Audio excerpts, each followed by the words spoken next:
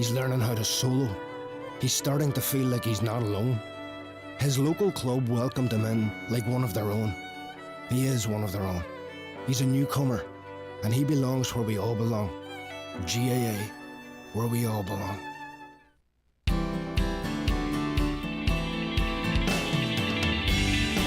Gene Curran on Highland Radio. Yes, and welcome back. And as I promised at the beginning of the show, joining me in the studio is Andrew McNulty and Anne McMaster. And they're going to be talking about the Spread the Word, the new literary festival that is in the Waterside and is taking place from the 1st to the 8th of October. Features a host of world-renowned and local authors, poets and illustrators, and it will engage all sections of the community in person and online, from the mainstream to the marginalised, young and old, to highlight the importance of reading, writing and literature. There'll be talks, readings, workshops, exhibitions and so much more. It promises to have something for everyone. So Anne, a big call there. Yes, very, very much so, Jane. And thank you for the opportunity to talk about how big it is. Oh, you're very welcome. You're very welcome indeed. Now, just from your bio that Andrew sent me, an ex-farmer, former lecturer, you're a poet, a playwright, and you're a poet in residence for BBC Ulster, and you're creative writing mentor. So how did you get involved in the Watersides Theatre? Well, for a long time I was a lecturer in performing arts at the Northwest Regional College, and I always believed in taking my students out to get them plenty of industrial experience, so I hauled them to every theatre going. And the Waterside Theatre was great, and we would do regular shows, big public performances. We did Halloween pantomimes for years, and I got involved with the Waterside Theatre at that point. Fantastic.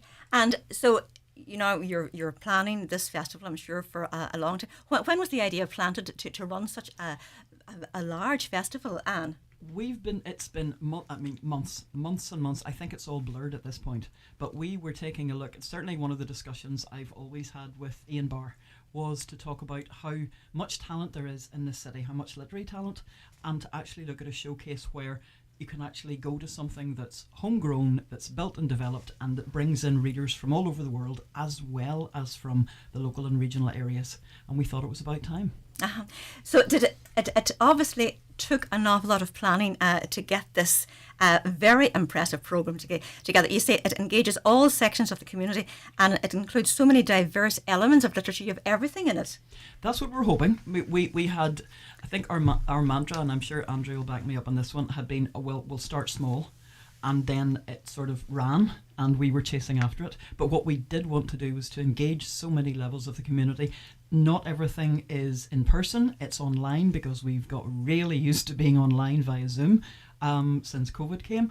And not all events are charged. A number of events are free, so we want to make them as accessible as possible. Fantastic. And Andrew, well, I've known you for a long, long time, a different role. You were involved in the DCA over there in the Ballard for years, and now you're with the Waterside. So when did all that happen? So, as you say, I was working for the DCA for the guts of 7 years, and many years before that, on and off, through freelance work and that too as well. And then I moved into the community arts side of things and community development side of things with Donegal Local Development Company, and we infused the arts through the work that they had done.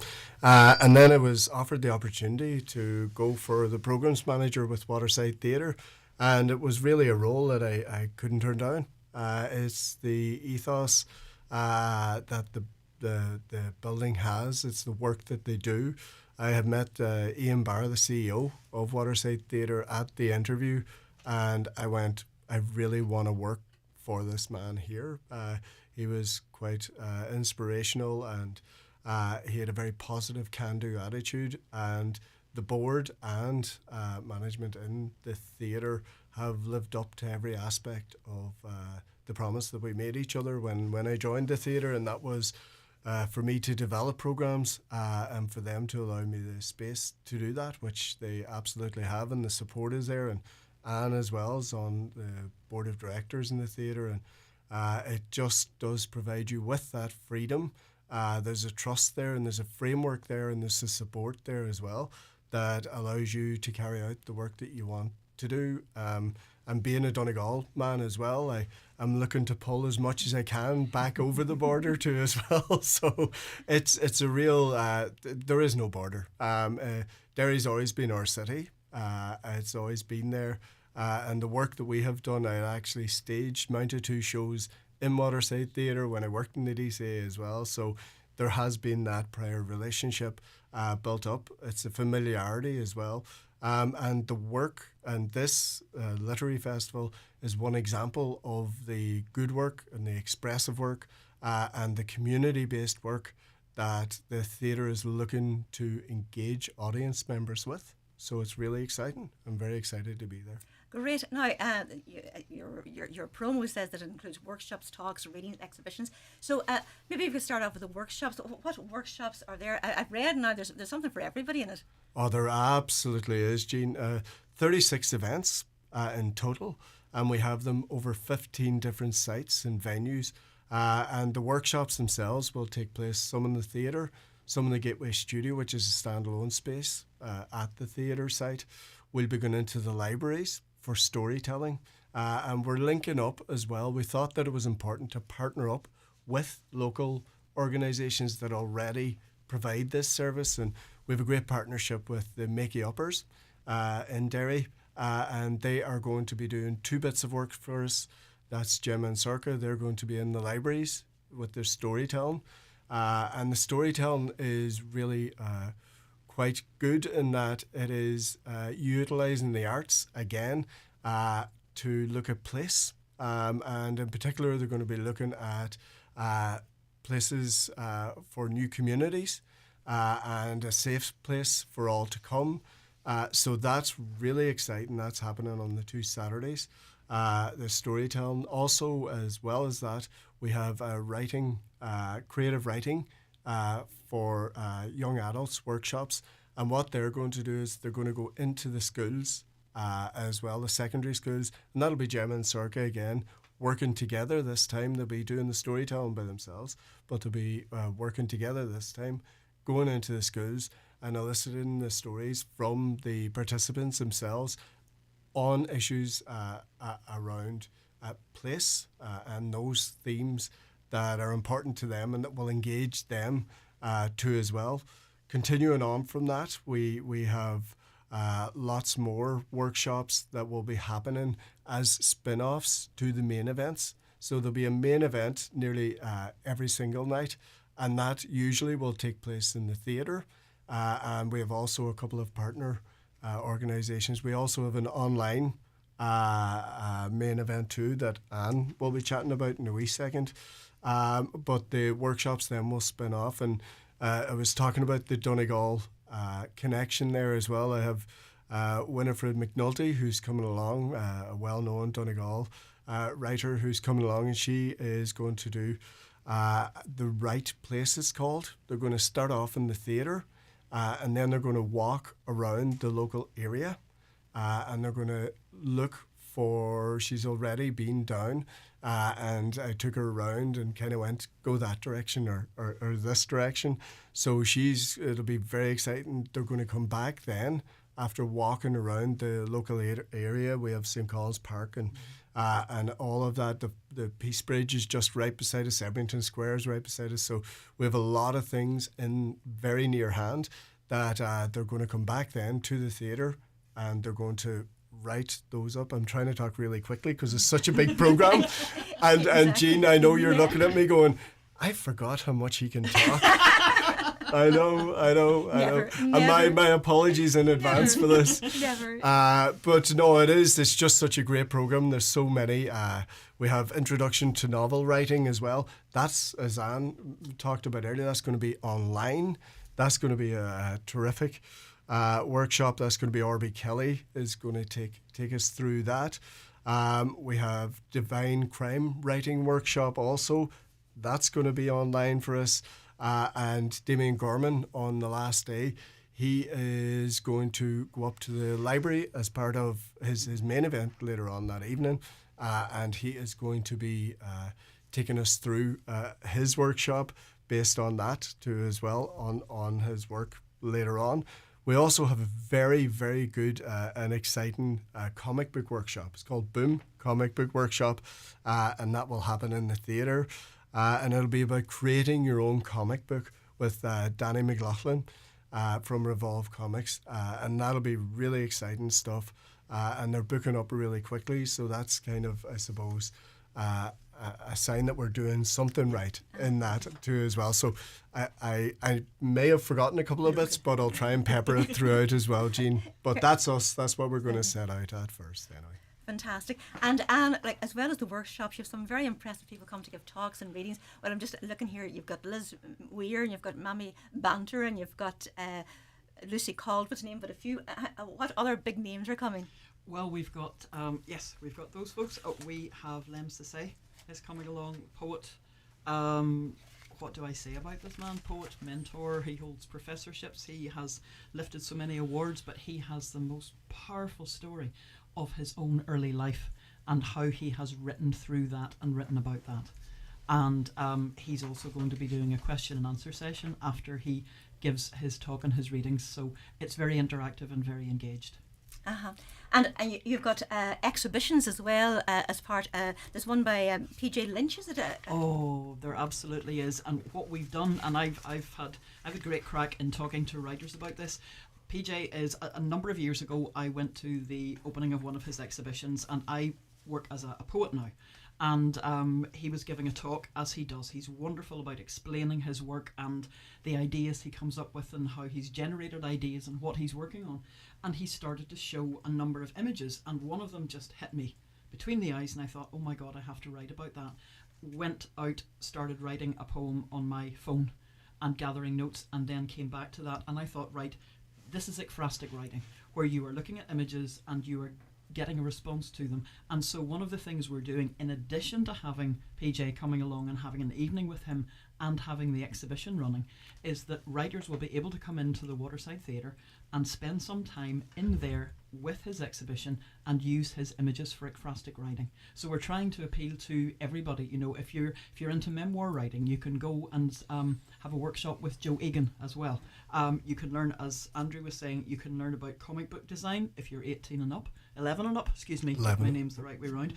We've got a poetry slam, and Abby Oliveira, who is a fantastic woman, is also offering workshops for anybody who would like a wee bit of polish or a wee bit of confidence in their poetry presentation for the slam. So there's workshops even leading up to the event.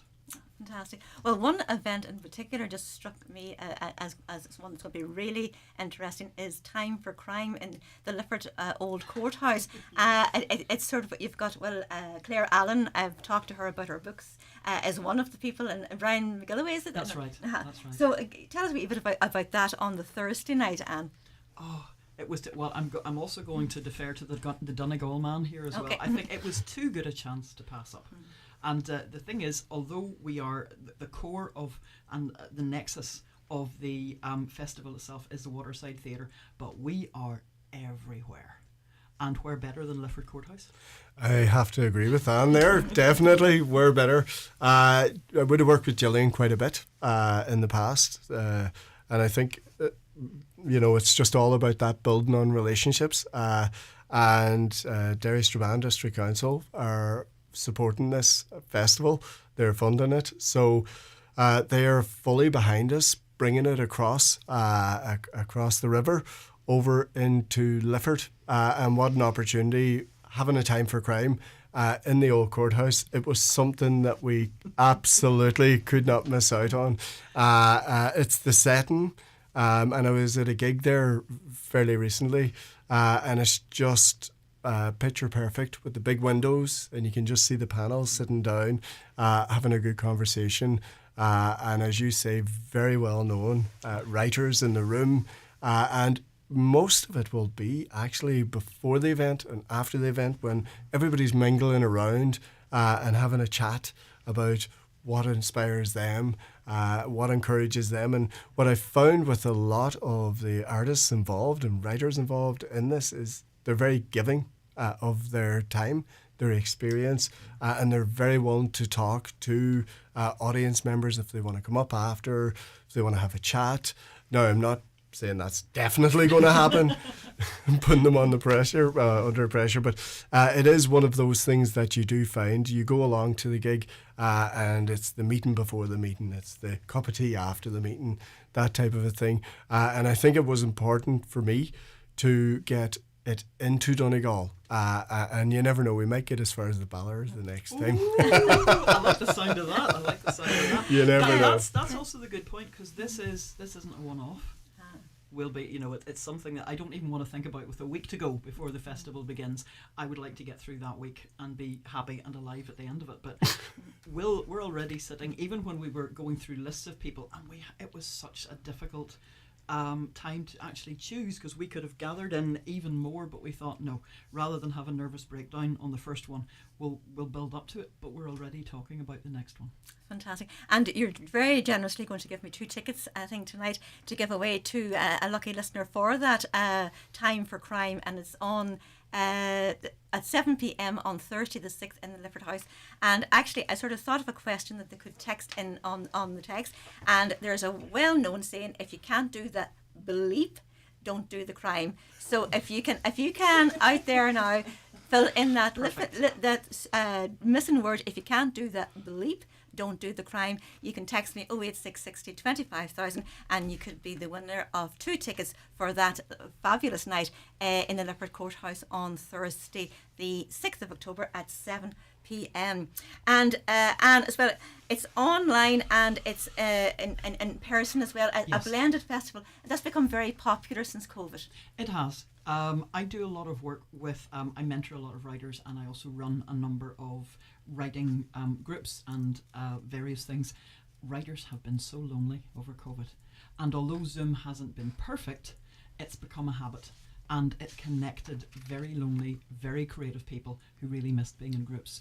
And so, one of the things we're showing is you don't have to be able to travel. We're in a very, very difficult financial time now, where we're looking at people having less money to spend on things and in terms of going out. So we're trying to reflect that through the festival. So for a number of these workshops, we've even got a series of readings called Late Night Lines, where you can log on to Zoom and you can listen to poets and prose writers reading their work online. Fantastic.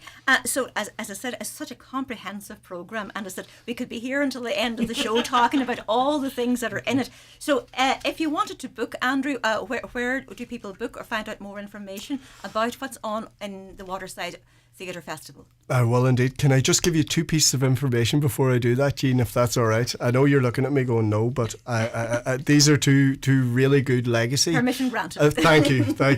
One is Queer Rights. That's on the Friday night, just before the Poetry Slam, and that's for the LGBTQIA plus community, and that's going to give centre stage to Dr. Hilary McCollum, who we're so delighted to have. She's Seamus Heaney, resident now. So we're really looking forward to that. And Michael McCann from Derry too as well. But as a legacy of the festival, we are going to work with the LGBTQIA plus community in delivering a series of creative writing workshops as a result of the festival, because we wanted it to be sincere and meaningful as well. Engagement, in particular, with a group that has experienced a lot of disadvantage and hardship. And also, Behind the Walls is another event in St. Colm's Cathedral. It will be an absolute delight, and some of the people that have been chatting to have said, why isn't it open to the public? It's a school gig, but it'll be absolutely terrific. It's Nicola Pearce, and she's going to be talking about and giving insight into Behind the Walls during the siege of Derry as well. So there's all of those elements too. To book or get in touch, if you could ring us by phone, and it's Derry, so it's 028 7131 4000, and you can call in person. We'll be more than delighted to have a chat, take you through the programme. Or you can visit us on our website. And I want to mention Jason Dunn, who's done a terrific marketing job on this, and Raina Wright as well, who is working on the operation elements of this too as well. We've had a very tight, very tired, but really inspiring team. It's been great to work together. Fantastic. Well, thank you so much, Andrew and Anne, for joining me, and every good wish for the festival. And I'm sure this is the first of many. Every good wish for success during the week. Thank you so much, Jean. So much. Thank you.